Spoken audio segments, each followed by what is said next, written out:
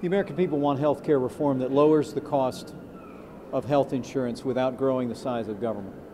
But what's being forced through the Congress as we speak is a government takeover of health care that will mandate that every American purchase health insurance, whether they want it or need it or not.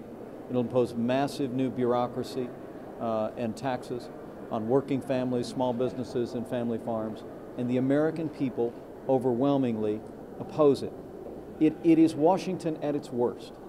And the reality is that this legislation represents the kind of elitist attitude, the we know better than you attitude that the American people are sick and tired of. It is truly astonishing that the Speaker of the House said yesterday here in Washington, D.C., that we need to pass the bill so we can find out what's in it.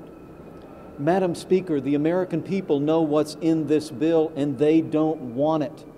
The reality is that we can come together and pass the kind of incremental, step-by-step reforms that'll lower the cost of health insurance by allowing Americans to purchase health insurance across state lines, that'll lower the cost of health care by passing reasonable limits on medical malpractice cases. We can even deal with the difficult issue of pre-existing conditions by using savings to strengthen state funds. But it all begins with stopping this bill.